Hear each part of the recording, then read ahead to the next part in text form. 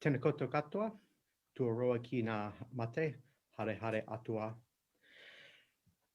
Ki atua e tau ne kiora. Ko Hudson River, te awa, ke te noho ki Wellington. Ko Stephen Croucher, aho. Greetings from Aotearoa, New Zealand. I am Stephen Croucher, the head of school of Massey University's Communication, Journalism, and Marketing School. And it's my privilege to open our next panel, which focuses on the art of short papers in instructional communication, a conversation with the editors of leading journals. And I'm actually really happy to be presenting this one because I was supposed to be part of this panel, but unfortunately there were scheduling difficulties and I couldn't actually participate in it just because we were arranging things between the US, New Zealand, and Sweden. And so trying to arrange across Europe, Oceania, and the US, you can imagine the time zone logistical differences and difficulties. What we have is we have editors and associate editors of various communication journals talking about instructional communication, short papers, and how researchers, scholars can work toward the idea of short papers in our top journals. And so we have different perspectives from individuals. And so we have Brandy Frisbee from the University of Kentucky, David Call from Penn State Erie, David Girardelli from Gothenburg University, Deanna Selnow from the University of Central Florida, Michelle Violanti from the University of Tennessee, Knoxville, and I will say a few words at the end of the panel. So I will go ahead and we'll cue the panel up and let the panelists discuss and let them present a bit, and then open it up for any discussions from our group here live in New Zealand on our Palmerston North campus, or from those of you in the Zoom world right now, or who will watch this later on. So thank you so much, all the best, and enjoy our lovely panelists. Cheers.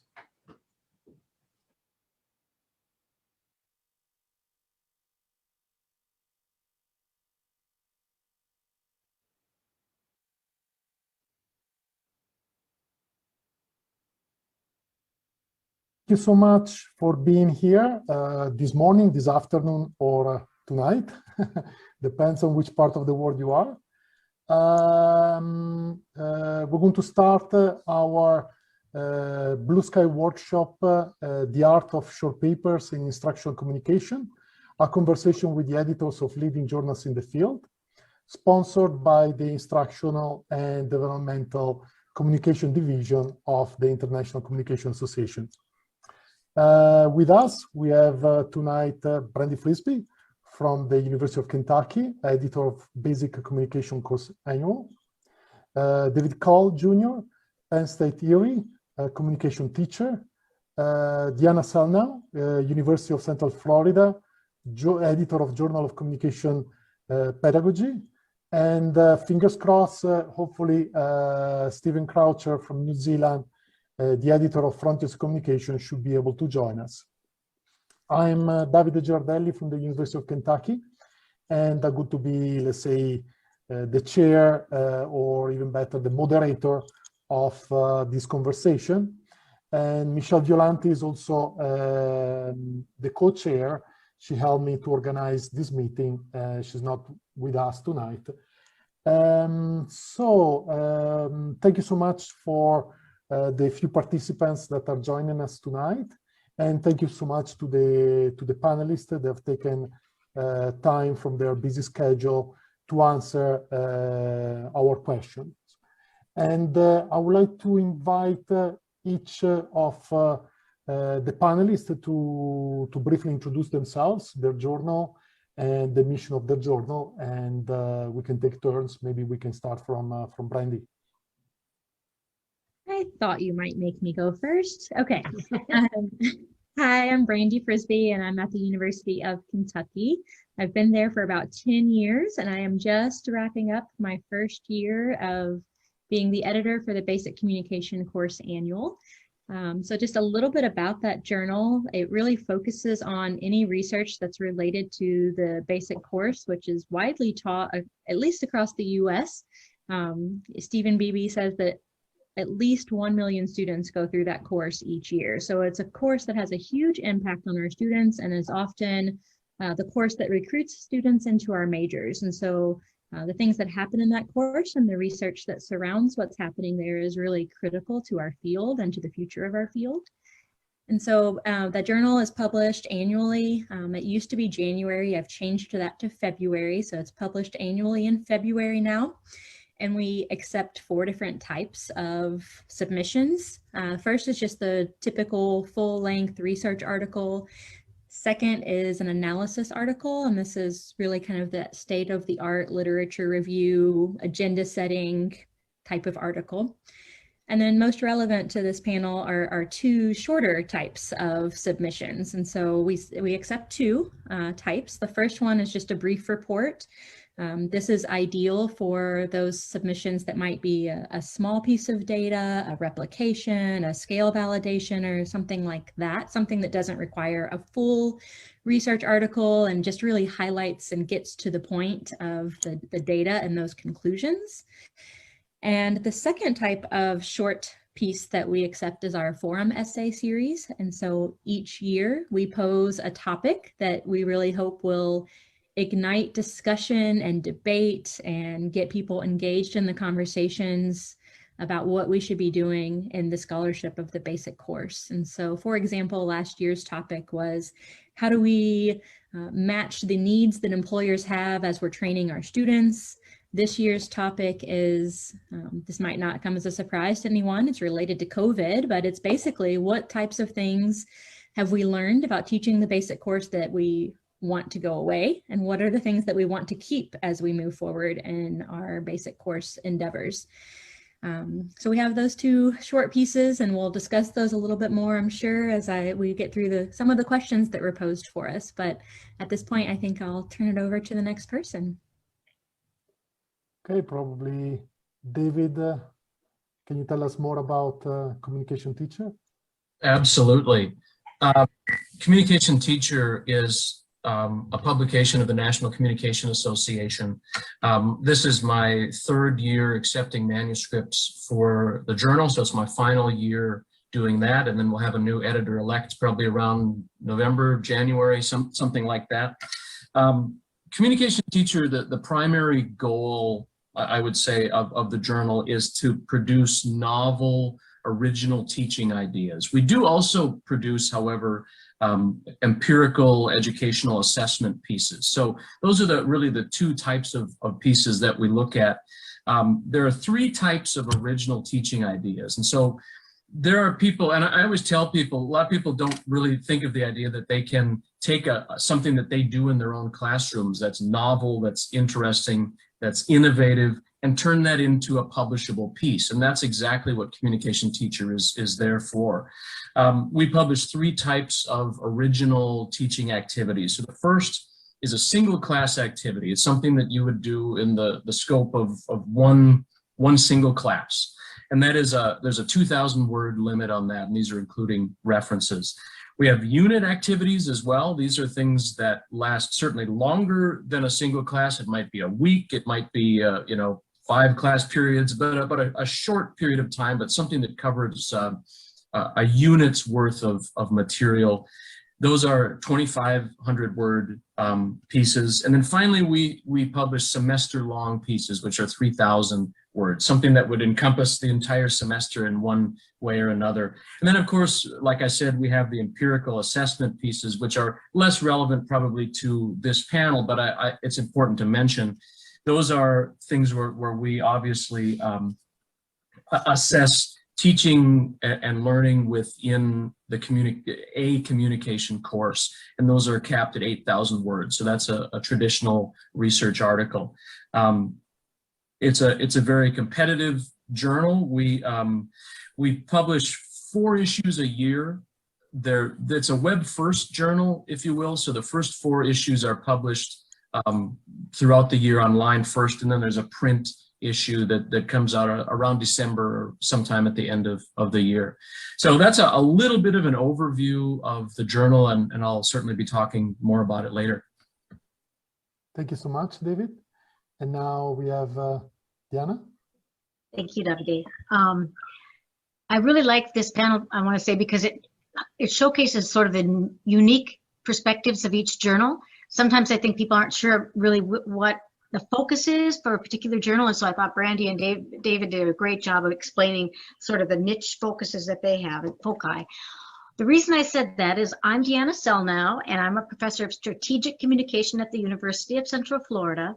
And I agreed to be editor for a 3-year term of the Journal of Communication Pedagogy.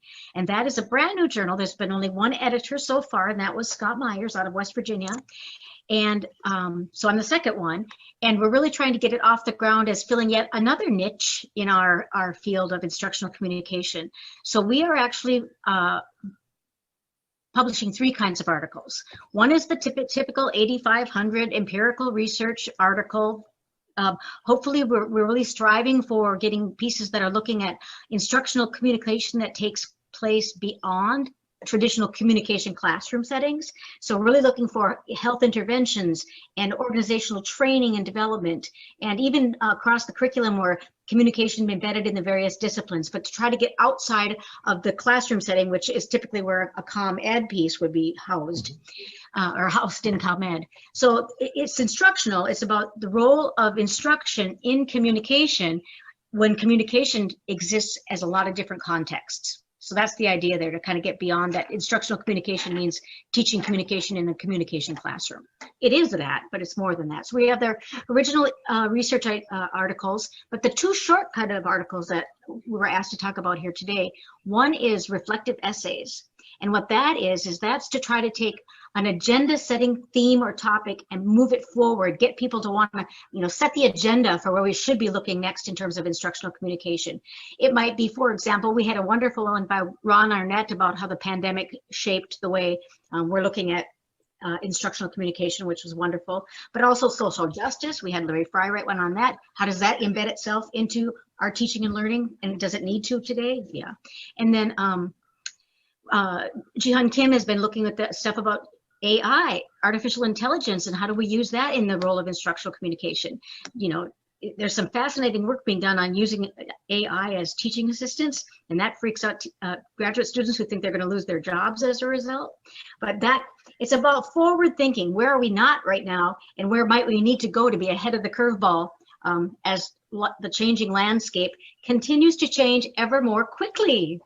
And then the other one is communication training and development best practices. And this is different than communication teacher. This is also a short article, 3,500 words or less. But the idea here again is not taking a teaching idea that we use in the communication classroom. That I do divert those to comm teacher because that's where the audience is for that particular type of piece. This is for the type of pieces that are looking at some program that somebody, CARE's curriculum. Elaine Wittenberg-Lyles talked about putting together an instructional module for training nurses and how to be good news, bad news communication in hospital settings. So again, it's instructional communication, training and development outside of the traditional classroom. So that's what this journal is. It's a very different niche than the other ones. I'm excited to say I'm excited to say we have some special issues this year that we were able to do, which we have the one on the pandemic pedagogy stuff that should come out in fall of this year. And we also have some special issue features in AI that Jihan Kim is doing, and also in social justice, teaching social justice. One of the issues will have the reflective essays all about how do we teach social justice issues and teaching in a communication classroom. Both of those issues, so that's 2 issues that we're going to have this year, will both come out before NCA. So one will be done and off to print to the publisher by June 1st, and the other one will be by August 1st. And so they'll all come out staggered in the fall. There, that's the Journal of Communication Pedagogy. So if anyone's wondering why in the heck did Deanna Selnow agree to do another editorship, because I have edited Basic Course Annual and I have edited Comm Teacher, but it was because I really believe that we need to broaden our scope as instructional communication researchers, because we matter in all communication contexts and we have been siloed into a very small context, and I'm hoping I can break us out of that a little bit. Thank you so much for your enthusiastic presentation. I would like to remind everyone that every time that you mention NCA, you will need to buy a round of drinks. Just joking, of course. Touche. No, just joking. But it's great that with this first round of introductions, now we have a clear idea of the focus of each journal and the opportunities that are offering to people out there that are trying to package, let's say, their experiences and their practices into and share it with colleagues around the world. So I prepared, as I said, a kind of a Padlet with questions, and I'm going to share it with you in the chat right now. And also invite the person that decided to join us for this live conversation also to ask questions. Thank you so much for being here. And I'm going to start maybe by asking the first question. First of all, Diana, once again, when is the special issue on the pandemic pedagogy is going to appear in Journal of Communication Pedagogy? Once again? This fall. It will be this fall, but it will be after ICA, about 3 months after ICA. Great. So 2 rounds of drinks. I can quickly mention too, okay. Communication Teacher will be publishing a special issue on teaching resisting neoliberalism in the classroom, which we're really excited about. Kyle Runnick and Ashley Hall are guest editing that. And so that'll be out roughly the beginning of July in Communication Teacher. So we're really excited about that one. And thank you so much for sharing the latest news. And I hope that you're going to keep us updated so that we can share to our IDD members this great news. So let's go on to the next question. What types of articles do you need or want to receive more of? And what types of articles should not be submitted to your journal instead? I'll go ahead and start just because I hear my plumber's coming back in and I'm going to have to mute myself. Cool. But, I already alluded to the fact JCP is meant to be instructional communication, research, and practice if you're thinking about it beyond a traditional classroom setting. And I think that's what we're really seeking for. We have published a few of the more traditional ones, but that's not the goal of the journal. Yeah. I've put the question also in the chat so that is a little bit more clear. For the basic course annual, the types of articles we need are all of them. Submit a lot, all of them, anything you have. We don't have a shortage, or we have a shortage basically in all of those areas. And I think part of that might be pandemic related because some people's research has been stalled and, childcare issues and things like that. So we are needing all of the things you have. The types of things that should not be submitted, I think really our biggest one that we would discourage are articles that don't truly focus on the basic course. So just because the data was collected in a basic course doesn't mean it's about what's happening in the basic course and how we can best structure those courses or serve those students. And so I would just say, be mindful of, the purpose and the goals of the paper. It's not just where the data was collected that we're interested in. So that's what I would say for ours. And before we move on to David, I have a follow-up question for Brandy. I happen to have to spend several years around the world in teaching in international branch campuses, and of course, also over there, by replicating also the American educational model, there are basic communication courses. Is that area of research interesting, new? Do you think do we need more studies on specifically connect that experience with the basic communication yes. courses? Short answer, yes, absolutely.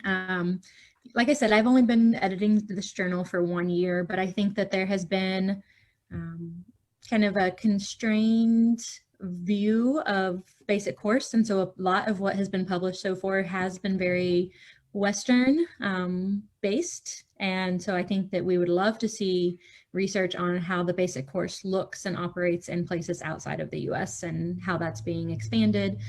We certainly don't get enough of those types of submissions. So I think there would be a real interest in that. And part of my editor's statement when I took the position was to increase the diversity of authors that are featured in the journal and trying to expand on the group that's represented there. Thank you so much. Yeah. David? In terms of communication teacher, we're in a very good position in that we receive a lot of submissions, and the pandemic really hasn't affected that too much, which has been really great for myself and my editorial team. I guess what I would say is the things that we receive that are problematic or maybe shouldn't be, or that shouldn't be submitted to the journal are things that just really don't fit the scope.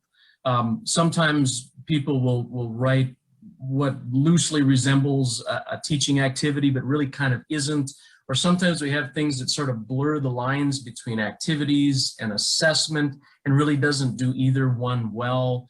I would always encourage any potential author to really familiarize yourself with the journal first. Understand the aims and scope of the journal before you submit anything to it. Those are the things that are really problematic, that just will not get published because they don't fit, or that don't fit the format of the journal. There is a specific format that original teaching ideas have to follow, and it's easy to familiarize yourself with that, but some authors just haven't done that in the past. And so that's certainly something that can be deleterious for a potential author. In terms of, what we are looking for, I mean, anything that's innovative, right? What I really like is things that are novel, that are innovative, that either show a new concept or involve, it could be that they involve new technology. It could be that they're using new, pedagogical innovations. Anything like that. Try to stay away from teaching the same old tired concepts over and over again, or something that's appeared in the journal before. A lot of authors sometimes just aren't aware of what's been published before, and reviewers pick up on this. I mean, we have a great editorial board, and they say, this is something that's been done for a long time, or this is something that I've seen published in the journal before, or in a textbook before, or wherever it may be. And so those are the things to stay away from. Again, the key words really are innovation and novelty. I think those are the really important things. I see that Diana is sharing with us something in the chat. Maybe unfortunately, the chat is not going to appear in the video, so I invite you to somehow share us your thoughts. Sure, I can share my thoughts. I know that I'll put them in the chat box, but if it's quiet, I will go ahead and share them. Okay. It's quiet now. I said something to Brandy and to Dave, and that is that we're really at a crossroads, I think, in terms of the basic course and in terms of instructional communication assignments. So I could see the basic course annual focusing on what should the basic course look like going forward. We still do the informative and the persuasive and maybe the group speech and maybe an impromptu speech, right? All of that stuff is sort of antiquated, right? That's not how that's not what they need right now. So it'd be fun to see how to transform the basic course and those assignments. Similarly, with the comm teachers, it would be really interesting as well to think about how do we communicate in the world beyond higher education, and what are some novel ways to address that in activities and assignments in any communication course. I think those two things would really jumpstart us forward, putting us in front of the curveball as opposed to watching other people do it and then having to catch up and manage it then. Yeah. And since you're here, what do you feel are the latest trends in terms of instructional communication? You mentioned things ahead of the curve. What do you envision are the kind of the trends, the theories, the perspectives that you see at the forefront of the discipline? I really do think that we have to start thinking more forward in terms of multimodal communication in all regards. I think that we don't communicate just by doing speeches in front of other people in a classroom setting or even in a lecture hall. We don't do that anymore. So we're not really training our students to use the kind of multimodal communication skills that they actually are going to use when they get out in the workforce. And I think there's a disconnect, and that's why the employers tend to say the students aren't prepared in terms of their communication skills. And with what's happening in the world right now, with all of the isolationism and the social media, we're forgetting how to have civic discourse. We're forgetting how to listen effectively. Where emotional intelligence IQ is like questionable. So I really wonder if those are the kinds of things we should be focusing on in our basic course to really equip our graduates with the kind of skills they should be able to employ effectively, but they aren't right now. Does that answer your question? I mean, yeah. Maybe David or Brandy, what's your perspective on what you envision at the forefront of the field?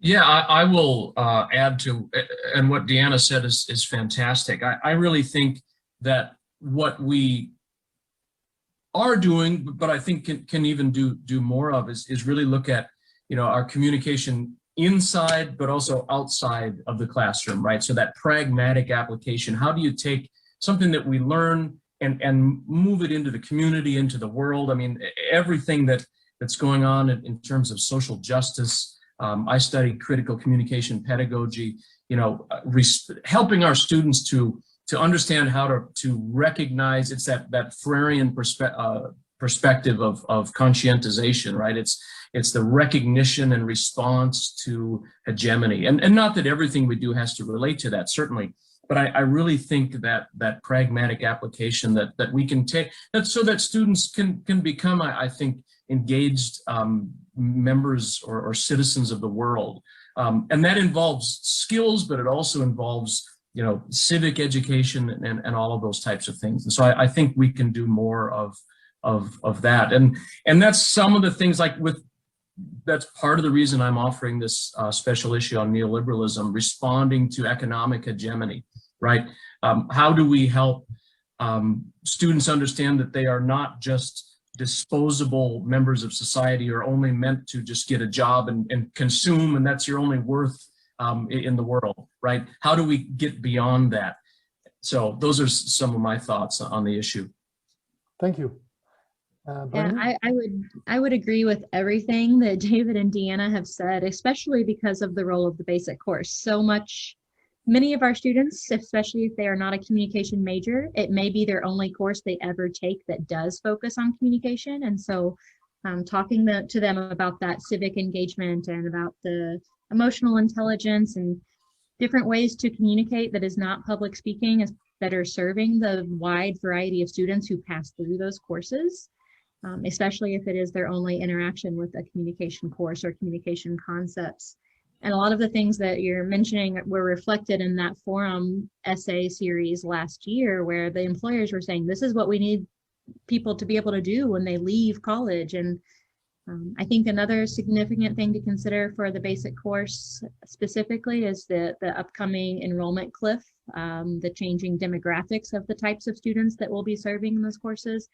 Right now, a lot of the research is focused on those very traditional 18-year-old first-year students, and that's not going to be the face of the basic course classroom for much longer. That's going to be changing very rapidly.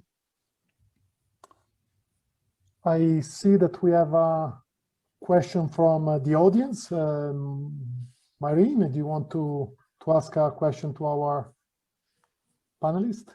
Feel free to. Sure. So there's always a constraint if you're a faculty. As much as you are thinking of bringing skills that are really tied up to the needs of the industry, for example, bringing together the collaborative efforts between an employer, for example, or the industry sector to the course curriculum is a difficult task. So as much as I want to, I have always thought of that. And I have created frameworks that propose for industry academic curriculum development or course design. And I cannot move forward on my own because it stays with me. So one thing that I have done before when I was teaching at Penn State was I requested my students to deliver speeches that are tied up to their program. But to me, that's still not enough. If only employers and the colleges and universities can be together in developing the curriculum, we can reduce the cost of education, and we can promote what David Harlan is saying that they're not disposable members of society.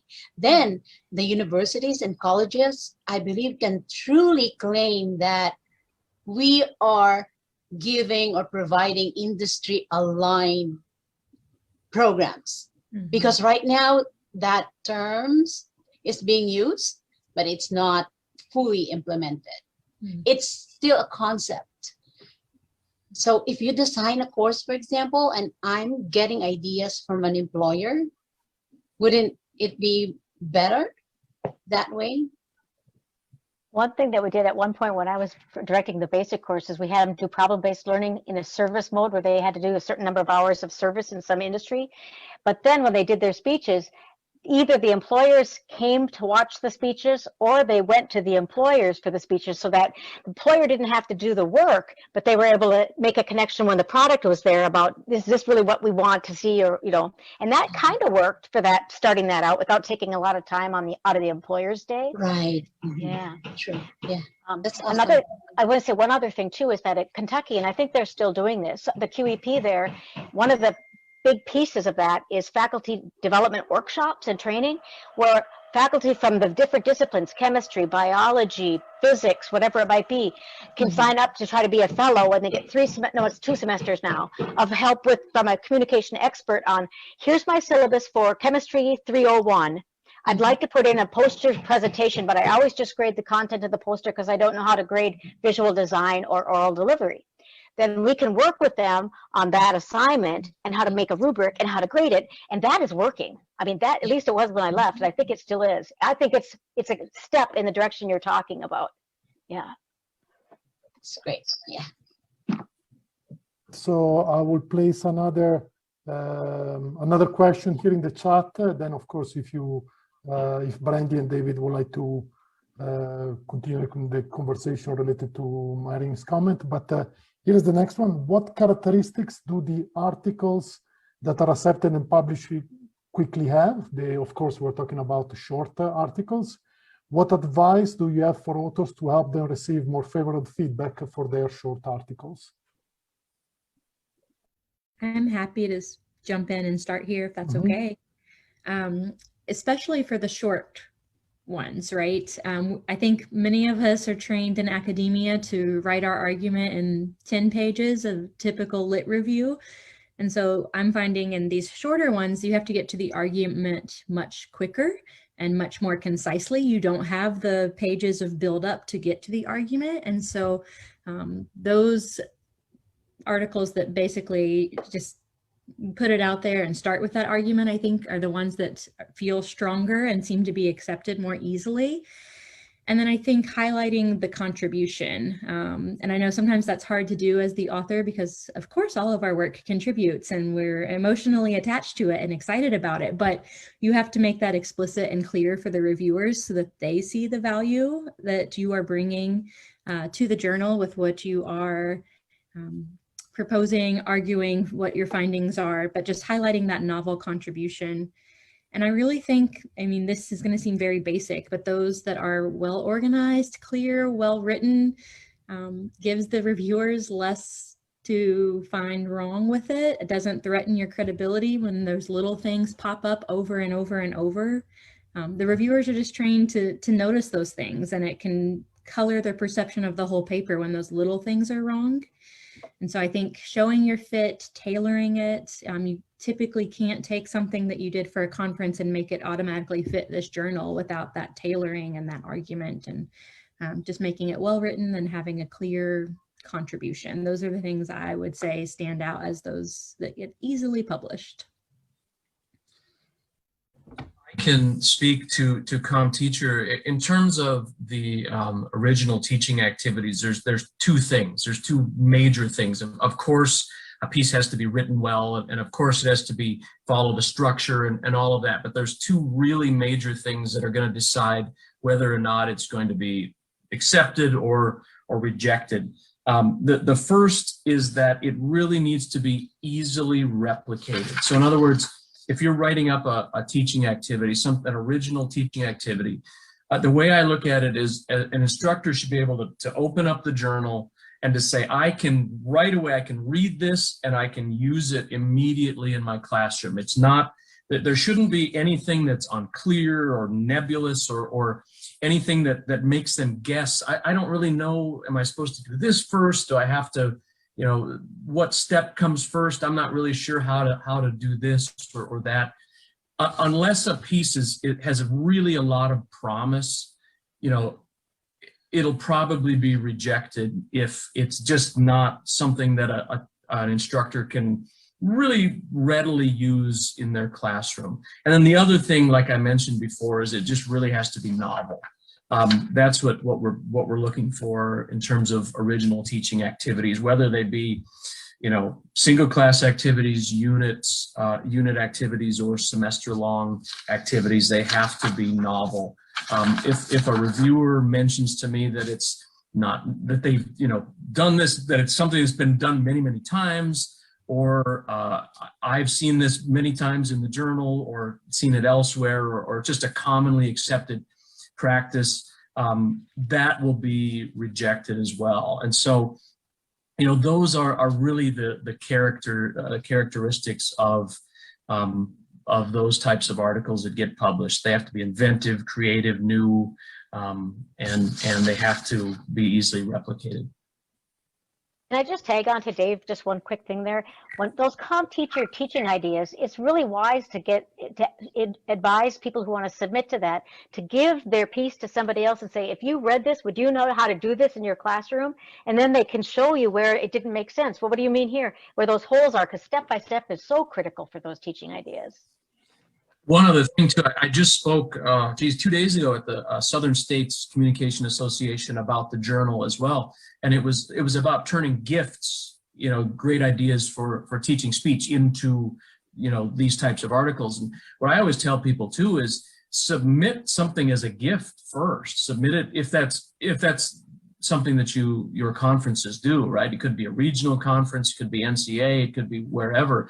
And not only present your original teaching or your gift to the people at your panel, but get feedback from them. So ask them, is this something that you think would work for you? Because you might think it's a great idea, but another person say, you know, this really may not work for this reason, or in this type of classroom, it may not function nearly as well as you think. So the more feedback you get before you submit to a national level journal is important. And also it shows those holes where somebody asks you a question when you're presenting a gift about, well, what would you do then? Oh, I need to add that in there. That's a missing step. Yeah. Yes. And I would like now to have a follow-up question regarding the organization of the ideas of the paper. So when we're talking about practice-based papers, it seems that there is a kind of a well-codified way to organize the pieces. David mentioned go-to communication teacher, the kind of the template is there. But how about the opinion pieces? Is there any suggested organizational format to go back to our public speaking classes, problem solution? What is the recommended format there? For the reflective essays in the journal that I'm publishing, yeah, the problem and the rationale needs to be clearly stated up front, that there's a problem and this is why it's a problem. And then we're ready to talk through what maybe could help address that problem, maybe not solve it, but at least address it. And so that the key there is the problem and the rationale. And then when we revisit, how did this concept actually answer that so what question if we were to pursue this avenue? I would say that for those reflective essays. Mm-hmm. Mm-hmm. Thank you. Mm-hmm. Yeah, I think that's what I was starting to get at a little bit when I said you have to get that argument out there very quickly, because the forum pieces for the basic course annual are only 1,000 words, and that goes really quickly, as you all know. And so getting that argument out almost immediately and then just following up with the support and talking about you know, how that defending your argument basically, and how that argument should push the field forward. So one thing I think I forgot to mention is that those forum pieces, there's typically 4 or 5, and then we invite a scholar in who responds to all of those forum pieces and brings it back together, kind of agenda setting. So it's just getting that argument out quickly and supporting your argument to get that conversation going. Perfect. So it looks like I have a couple of questions here in the chat from the audience, and they are somehow related to each other, so it can be a good idea to combine them. Here there's a question about the short pieces. Is it enough to have an idea, or there must be an empirical component, probably in the evaluation side, in the evaluation part maybe, but maybe you can elaborate. And then if we have any type of empirical data, how much, let's say, any type of IRB requirement, the Office of Research Integrity, the ethical protocols are important. I'll address the question about culture. You do not need empirical data, for original teaching ideas. Now, if you were to submit an assessment piece, you would need IRB approval and that type of thing. But for original teaching ideas, you are outlining something that you have done in your classroom. And then when you get to the appraisal section, for instance, you may talk about just in general how your students have reacted to it, or typical responses that they may have to the activity, or maybe alternate ways to do it, or that type of thing. But you're not collecting any data, you're not interviewing your students, you're not doing any kind of survey data or anything like that. You would, of course, for the assessment pieces. I just want to throw out 2 tips about the IRB concerns, because I would have liked to have known these things before I was so far along in my career to when I found them out. Number 1 is always start with the base IRB, because IRB is really slow a lot of times to get through. So if you know that you have a certain set of questions or survey questions that you know that you want to study, and maybe in different ways and shapes and forms, get it as a base IRB, so that all you're having to do when the opportunity presents itself is do a modification to the IRB. That goes way faster. And I've learned this just because of the stuff I've been doing with risk and crisis, because when a crisis emerges, there's not time to wait for IRB to give you permission. So if you have a base thing, like for us, it's idea model messages, that can be a base, and then all we have to do is say, now we're going to look at COVID-19, or whatever it is, and then it could go faster. So that's one thing, base IRB. And then the second thing is, if you can address your data as de-identified aggregate data, your IRB is going to say it's non-human subjects. And when that happens, it all goes faster too. They say, well, this isn't human subjects. And I'm thinking, well, I'm surveying humans, but because it's de-identified aggregate data, it goes flying right through. So I always use those words, de-identified aggregate data. Brilliant. Brilliant. Brilliant. Thank you so much. Brandy, anything that you want to add? For our forum pieces, there's no IRB, no data. It really is just straight up opinion in response to whatever the prompt question is. The other 3 types are typically going to have some type of data. The analysis articles would not require IRB because they're kind of the state-of-the-art lit review. So it really depends what you're working with, where it's going to fit best in terms of those different descriptions. So how can we know if a teaching activity is effective? Normally, there is a section of a short paper that is related to evaluation. What do you feel are strong evidences for the strength and the feasibility of a teaching activity? What would you like to see in those evaluation sections, in other words? That's a great question. I think we're really looking for, one of the things too is outlining student responses or student reactions in general to the activity, and looking at any limitations or possible responses that students would have that may demonstrate that the activity might might be beneficial or maybe could be adjusted in certain ways. Some submitters will do that. They'll lay out everything that's important in the activity, but then also realize some students may react this way or some students may do this. And so I think that is one way to demonstrate that you've really thought the activity through. And of course, these are class tested activities. And to honestly, reviewers will present information too that may help you to strengthen activities that come in. So even though you may have, that's the one kind of interesting thing about CommTeacher in some ways.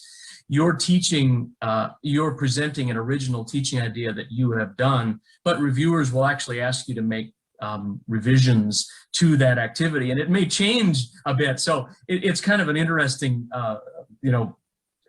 element of communication teacher. But I think any suggestions, any feedback, all of those things that go into the activities do make them stronger. And Diana, what type of regarding evaluations, is there anything specific that you feel will make a paper stronger, compelling?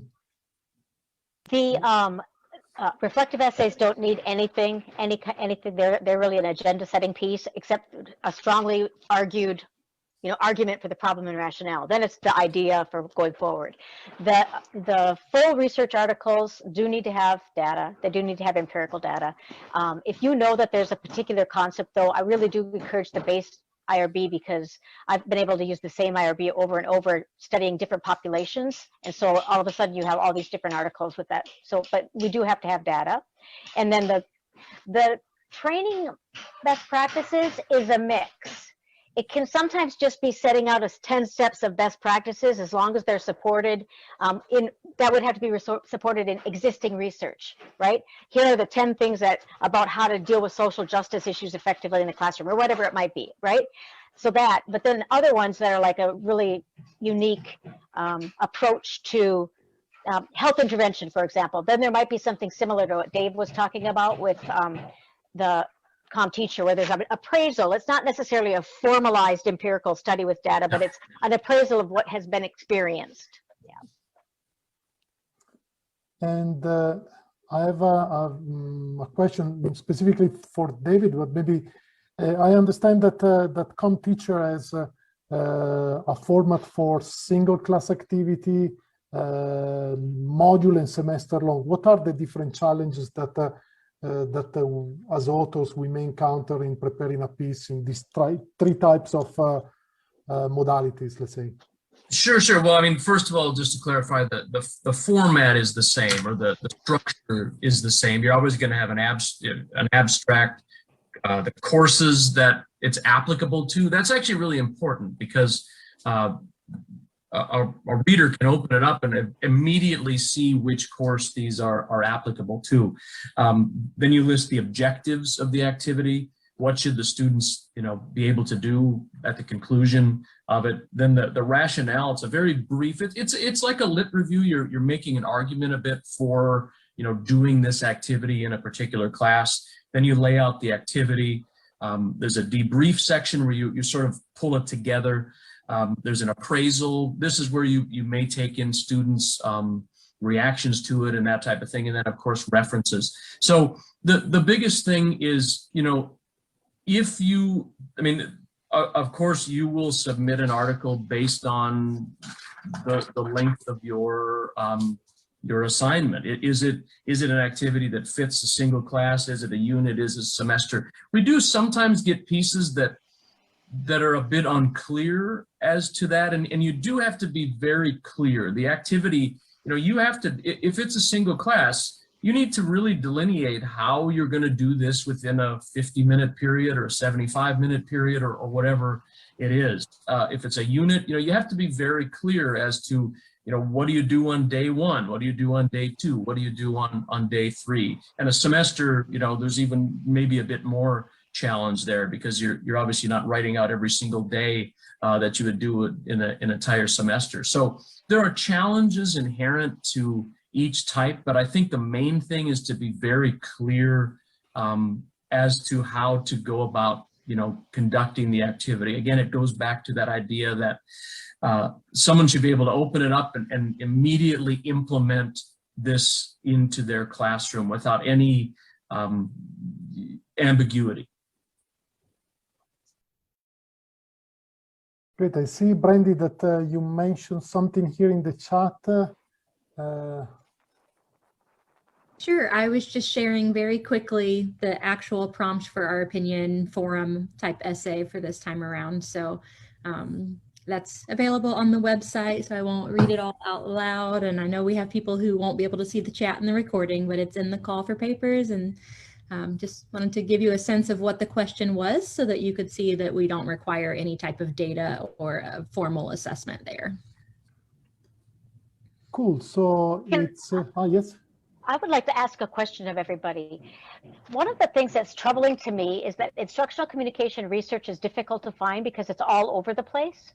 What can we do to help make it so people can find this research, even though it gets in all these different kinds of journals, right? I've been trying to be really good about putting instructional communication as one of the keywords, no matter what I publish, which might help. But does anyone else have any ideas about a clearinghouse or a place where we might be able to say, here are some places you might think to put your work, if you're an instructional communication researcher? I don't have an answer. It's only a question. Good question, yeah. Take home.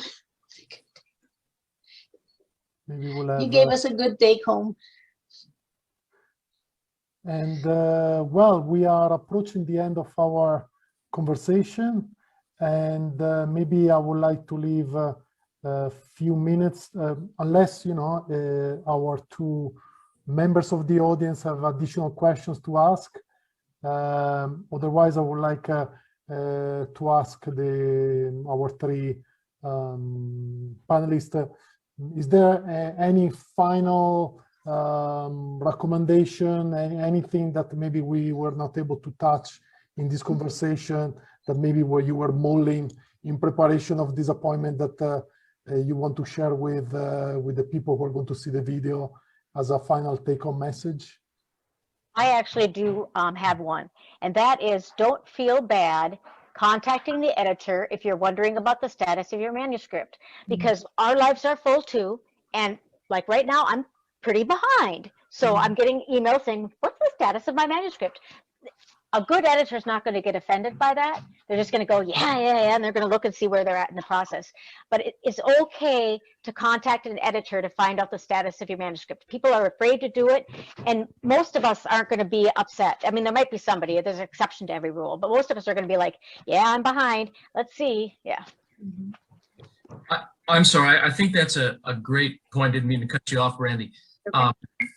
I think that's an excellent point. I mean, I look at my role as editor as that of a mentor. I look at it as a mentoring role, right? And so I want people to contact me. I want to give good feedback to authors. I've instructed my editorial board to give, constructive criticism, right? We're not here to come. Teacher is interesting in that we accept manuscripts from their submissions from brand new graduate students all the way up to senior scholars. And so what I would never want to happen is a brand new graduate student submit something and get a scathing review back, and they never want to write something ever again. So that's a really great point. And don't feel feel comfortable contacting editors and asking questions that are about your piece or whatever it may be. My last kind of comment was very similar. You're talking about contacting the editor after submission, but I would really encourage people to contact an editor before submission, because we can help you determine if this fits the scope and if it has a good chance, and that saves you time, saves the reviewers time. It just makes it a much more pleasant process all around than waiting 3 months to hear from reviewers that it's not a good fit. So send an abstract, ask for input and advice, and the editors here know all of those other journals. That clearinghouse kind of idea that Deanna talked about is sometimes in our brains, but we can share that with people who are comfortable enough to reach out to us in advance, and we can help point you in the right direction. Can I say one more thing? And I know Yeah, go ahead. okay. I already had my comment, but I want to say one other thing because I'm thinking about the mentoring that Dave talked about. And one of the things I'm doing with Journal of Communication Pedagogy, which I really hope spins off into the discipline, because I have 10 junior editorial board members. And what they are is they're PhD students who don't know the ropes yet on how to get an article published, right? I never had this. I wish I would have had this. But what they do is they serve as a third reviewer on some of the articles. So I still have my two main people, but the third reviewer is this PhD student. They get to see what it's like to be a reviewer and the process. They get to read the paper and give their suggestions. They get to look at the other two reviews that come back so they can see how the other reviewers treated it. It's a whole chance to get behind the curtain, to learn the ropes before they even get their PhD earned. And I think that we talk about future looking.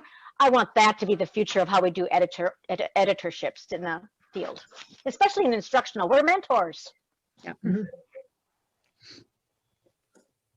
Great. So if there are no further, let's say, comments or questions, this is the end of our Blue Sky workshop, The Art of Short Papers in Instructional Communication, a conversation with the editors of leading journals in the field.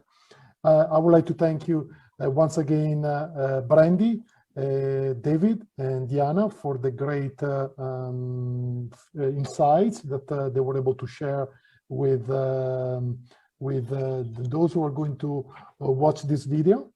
And I would like to remind you that this Blue Sky workshop has been sponsored by the Instructional and Developmental Communication Division, IDD, of the International Communication Association. And don't forget to become a member of IDD next time that you're going to pay your annual dues to ICA, okay? So that we can organize more events like this one.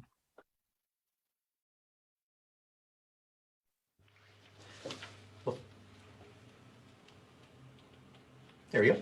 Well, thank you so much for that. And I just want to say that I was really disappointed that we had a scheduling issue, so I couldn't be part of that. But it was really great to have, we had a very brief conversation earlier today, and a couple of points were brought up during the presentation that we addressed as well while we were listening and having a great chat too. And for me, if I may, there were just a few points that came up that were really interesting just to summarize. The first point is it's really great if you're a student, if you're an emerging researcher, or even a seasoned researcher, is to always know what you think the journal wants and doesn't want. That was a great point, which is getting to know the journals and getting to know you, getting to know all about you. Do your research, not on your, not just on your article, but on the journal. And I really appreciate that all the editors said, reach out to us. I've edited 2 journals, or 3 now, and taken over another one in January. And I am very open to people contacting me, asking me questions, and I'll happily say, yes, this fits, no, this doesn't fit, because it saves the journal time, the editor time, and more importantly, it saves the author time, so they can submit it somewhere else. And so definitely just do your homework, and you'll find out whether this fits or not, or at least you have a better idea. When it came to the basic course, one of the things that really stuck out for me was the need for more multimodal communication training. And it's exactly true. One of the things, I've been living now in New Zealand for 4 years. Before that, I was in Finland for 6. So I've been out of the US for 10 years now. And so I've seen, just like David, I've seen very different approaches to the basic course. And so I've seen the US approach. I've been to the huge PhD institutions, Oklahoma, Bowling Green, State University had big, basic courses everyone took. A small Jesuit school where I taught at for a while had, a few students who took it. And then in Finland and here, very different approaches. I would say one of the things I'll praise Aotearoa or New Zealand about and Finland was I think there we've done a lot of multimodal already. So I'd actually praise us for, I think, doing what Deanna says and being kind of ahead of the curve in that way. But I think it's also because of where our programs are linked. Is here in New Zealand, we're in the College of Business. And so I think there we have, as the one audience member was saying, we have that connection closely with industry in our curricular design. And so that does impact things. But it'd be interesting to actually look at that empirically and actually do some research on that, maybe cross-cultural comparisons. So there's a potential study for someone to do. It was also really interesting to look at the impact of industry-aligned programs. And one of the things I'll just say, and I'll take the prerogative of the chair here, is there's a lot of strengths and potential challenges when you start to design curriculum with industry. Is you're almost opening a Pandora's box, where you could design your program around what industry wants, which in some cases we're finding a lot of industry want, say, the philosophical training and liberal arts, a lot don't. So it could open a difficult conversation moving forward, or could open up great opportunities. So we have to take that very carefully, I would say, but fully in support of more cooperation with industry. I can't stress enough communication with editors. I also echo what Deanna said about having the PhD student as a third reviewer. Deanna, when I was editing Journal of Intercultural Communication Research for 6 years, our third reviewer was always a student. And if there was ever a tie, like one person accept, one reject, and splits, the third person sometimes would be the student and I. So I think it's a great idea to bring a student in. It helps so much. So those are like a few points from me, taking this, just kind of takeaways. And even when I work with journals now as an editor, I really think it is important we have a mixture of, paradigms, whether they be theoretical, methodological. And I really look forward to any questions people have for the panelists. I don't know if there's any other thoughts here in the room here. But if you pan around, you'll see we're actually in person here, which is really great here in New Zealand to be face-to-face with a group. So we've been meeting the past few days. So it's lovely to be face-to-face with people. Yes. So I just had to show that to everybody. So. Are there any final thoughts, folks? I think great insights. Thank you. Well, thank you so much, everybody, for the lovely panel. And we really hope that we will see all of you next year in 2022 in Paris for ICA. And I will say, David, I am a member of IDD. So just so you know, I don't have to click like, I am a member. So all the best. Stay safe, everyone, and hopefully we'll see you next year.